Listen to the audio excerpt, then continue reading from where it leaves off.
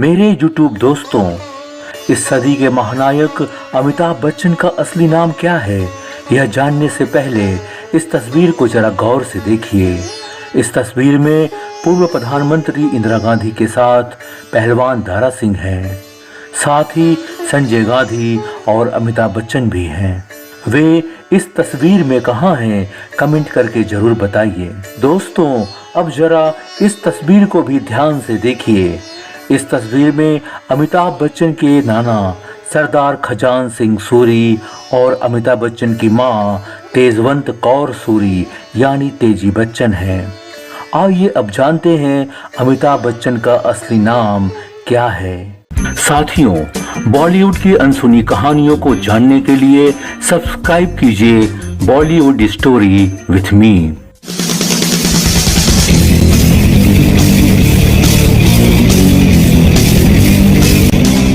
दोस्तों, अमिताभ बच्चन एक ऐसी शख्सियत हैं जो भारत के साथ साथ विदेशों में भी बहुत फेमस हैं। हर उम्र, हर वर्ग का आदमी, चाहे वह बच्चा हो, जवान हो, बुजुर्ग हो, सभी अमिताभ बच्चन को पसंद करते हैं। इनकी दमदार आवाज, बेहतरीन अदाकारी का हर कोई दीवाना है। डॉन का इंतजार तो 11 मुल्क। सदी के महानायक, mega star, big B Amitabh Bachchan का असली नाम क्या है? दोस्तों, ये वीडियो शुरू करते हैं प्रयागराज के मोहल्ला चक, जिसे आजकल जीरो रोड कहा जाता है, कि उस दौर से जब इस जगह पर अमिताभ बच्चन के पिता और प्रसिद्ध कवि हरिवंश राय बच्चन अपने पिता प्रताप नारायण श्रीवास्तव और अपनी माता सरस्वती देवी के साथ रहते थे। इसी जगह पर उनका जन्म हुआ, बचपन बीता और 1926 में 19 साल के हरिवंश राय बच्चन ने इंटर परीक्षा पास की। घर के लोग इन्हें प्यार से बच्चन कह के पुकारते थे, जिसका मतलब था एक छोटा बच्चा। एक करीबी श्री मोहन ने हरिवंश राय के लिए इलाहाबाद की ही एक लड़की खोजी, जिसका नाम था श्यामा।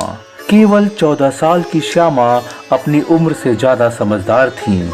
1926 में हरिवंश राय बच्चन और श्यामा का विवाह हो गया और 3 साल का गौना रख दिया गया।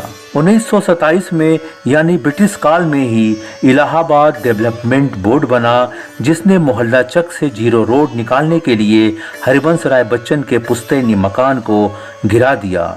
मोहल्ला चक में पुश्तैनी मकान टूट जाने के बाद हरिवंश राय बच्चन के पिता प्रताप नारायण श्रीवास्तव ने कटघर में पट्टे पर जमीन लेकर 2 मंजिला मकान बनवाया।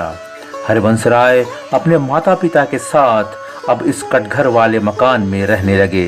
यही है कटघर का मकान, जिसे अमिताभ बच्चन के दादा और हरिवंश राय बच्चन के पिता प्रताप नारायण श्रीवास्तव ने बनवाया था। इस मकान के कुछ हिस्से बिक गए हैं, उन पर नए मकान बन गए हैं। वर्तमान में बस यही हिस्सा खंडहर के रूप में बचा हुआ है। हरिवंश राय बच्चन ने अपनी पत्नी श्यामा की प्रेरणा और उनके द्वारा दिए गए 100 रुपए से हिंदी, फिलॉसफी और अंग्रेजी विषय को लेकर इलाहाबाद विश्वविद्यालय में दाखिला लिया और 1929 में बीए की परीक्षा पास कर ली। इसी वर्ष यानी 1929 में हरिवंश राय बच्चन का गौना हुआ और श्यामा कटघर वाले मकान में बहू बनकर आई। श्यामा को बुखार था और पता चला उन्हें आंत के टीबी की बीमारी है, क्योंकि श्यामा की मां को भी टीबी की बीमारी थी।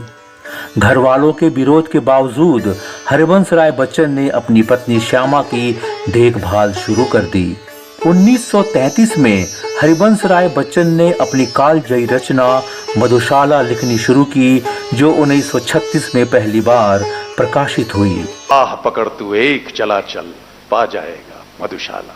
1936 में हरिवंश राय बच्चन के जीवन में भयंकर भूकंप आ गया। 10 साल तक साथ रहने के बाद टीबी की बीमारी के कारण पत्नी श्यामा की मौत हो गई। टीबी की मरीज होने के कारण श्यामा से कोई संतान नहीं हुई। पत्नी श्यामा की मौत से हरिवंश राय बच्चन अकेले हो गए, उदास रहने लगे। पत्नी श्यामा की यादें कटघर वाले घर में काटने को दौड़ने लगी।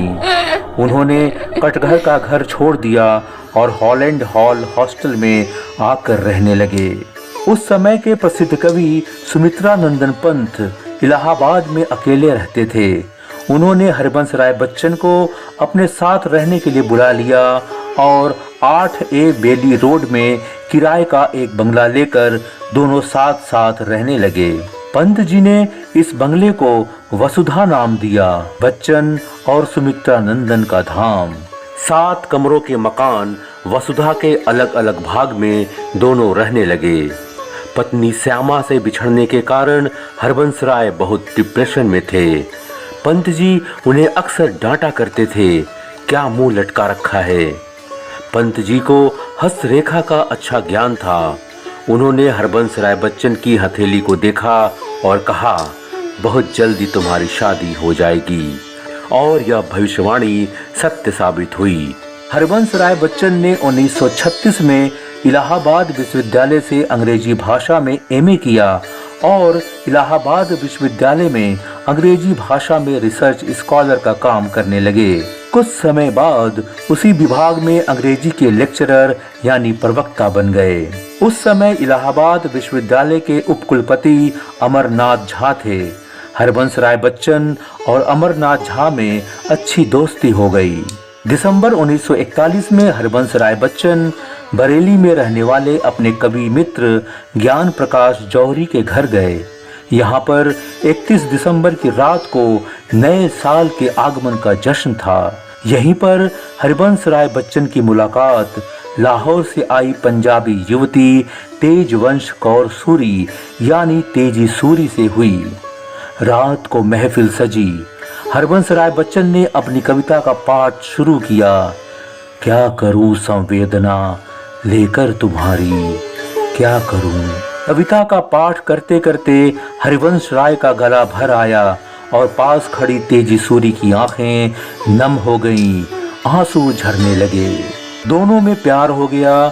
कुछ दिन की मुलाकात के बाद हरिवंश राय बच्चन और तेजी सूरी ने शादी करने का फैसला कर लिया, पर दोनों के घर वाले इस विवाह के विरोध में आ गए। घर के विरोध के बावजूद दोनों ने 24 जनवरी 1942 को प्रयागराज के जिला अदालत में शादी कर ली। इस शादी में कुल 800 रुपए खर्च हुए थे। इसमें 400 रुपए दोनों ने शेयर किए। तेजवंश कौर सूरी अब बन गईं तेजी श्रीवास्तव बच्चन। इलाहाबाद विश्वविद्यालय के उपकुलपति अमरनाथ झा के कहने पर हरिवंश राय बच्चन ने 17 क्लाइव रोड प्रयागराज में एक बंगला किराए पर ले लिया और अपनी पत्नी तेजी बच्चन के साथ आकर रहने लगे। इस बड़े बंगले में 3 बड़े बड़े कमरे हैं। इसमें दरवाजे, खिड़कियां और रोशनदान मिलाकर 10 एंट्री गेट हैं। इस कारण इसे 10 द्वारों वाला बंगला कहा जाता है। इसे फूल वाला बंगला भी कहते हैं।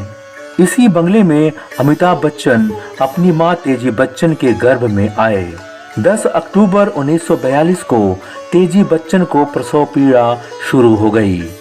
कवि सुमित्रा नंदन पंत ने तेजी बच्चन को उस जमाने के प्रसिद्ध MBBS गायकोनोलॉजिस्ट डॉक्टर बरार के क्लिनिक में भर्ती कर दिया।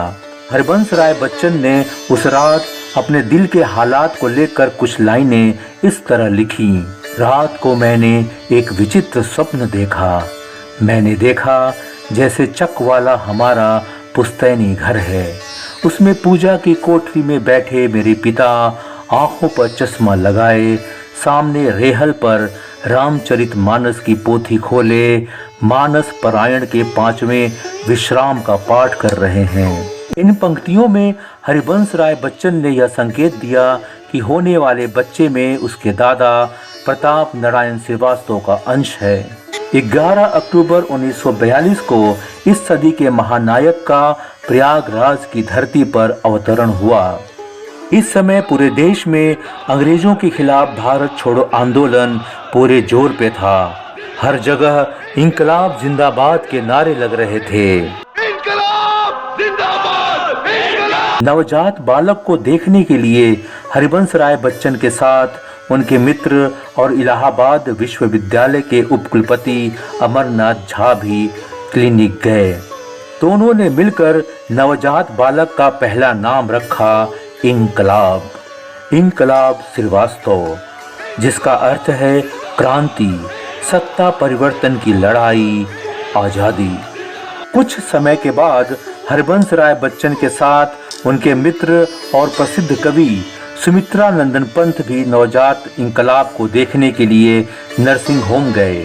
सुमित्रा नंदन पंत ने नवजात शिशु की ओर देखा और इशारा करते हुए हरिवंश राय बच्चन से कहा, देखो तो कितना शांत दिखाई दे रहा है, मानो ध्यानस्थ अमिताभ। अमिताभ का शाब्दिक अर्थ होता है शाश्वत प्रकाश। सुमित्रा नंदन पंत ने बालक इनकलाब का नाम बदलकर अमिताभ रख दिया, अमिताभ श्रीवास्तव बच्चन। अगर जानकारों की बातों पर विश्वास करें तो नाम बदलने के कारण इलाहाबाद विश्वविद्यालय के उपकुलपति अमरनाथ झा और सुमित्रा नंदन पंत के बीच तानातानी भी हो गई थी। हरबंस राय बच्चन और तेजी बच्चन अमिताभ को प्यार से मुन्ना कहकर बुलाते थे। घर में अमिताभ का निक नेम मुन्ना था। कि अब न रहे वह पीने वाले, अब न लगी वो मधुशाला।